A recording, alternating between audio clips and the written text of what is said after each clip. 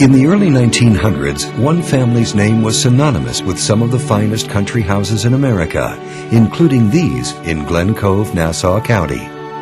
Exhibiting a wide variety of styles and influences, these grand homes are the handiwork of Delano and Aldrich, Charles Adams Pratt, and Trowbridge and Ackerman, designed by some of the most elite architects of the time, situated in the midst of beautiful landscapes and preserved to this day.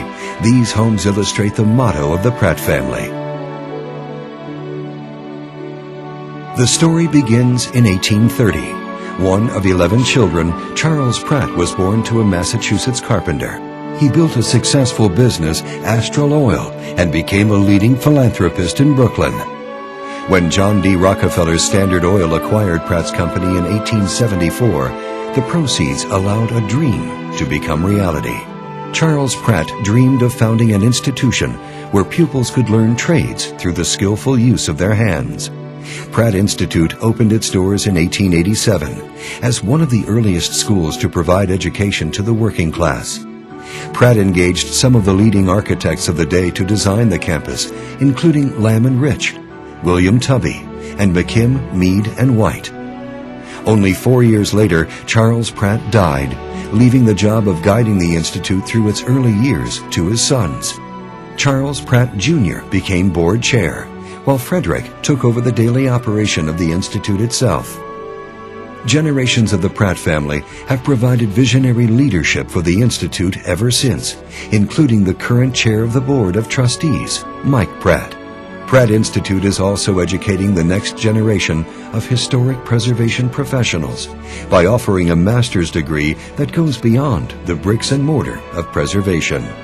As private citizens and as civic leaders, the Pratt family's preservation and conservation efforts reflect their enduring commitment to these ideals.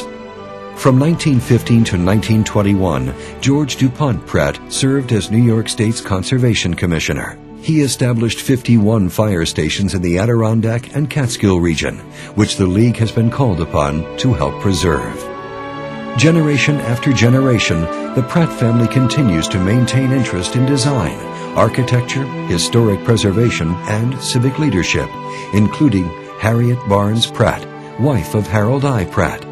She was responsible for creating the gardens at their country home, Welwyn, and developed gardens on parade for the 1939 World's Fair. She was also an early leader and officer of the Garden Club of America. In the 1970s, Lori Pratt Gregg took a stand with preservationists in Albany to protect the historic buildings of Robinson Square from demolition to provide parking for the nearby Empire State Plaza. The properties were saved, and the Preservation League was among the organizations with offices there in the 1980s.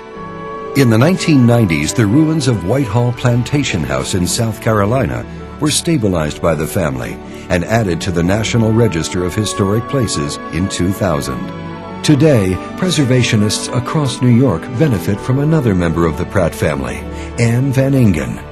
In her role at the New York State Council on the Arts, Anne has supported the work of many preservation groups, including the Preservation League, where a partnership with the Arts Council has enabled the League's Preserve New York grant program to direct more than $1.4 million to 233 grassroots preservation projects across the state. These grants have leveraged over $20 million in additional project support and over $500,000 in donated labor, services, and materials. Whether working with their hands or with their minds, in the city or in the country, the Pratt family has been a guiding force for higher education, architectural excellence, historic preservation, and civic leadership.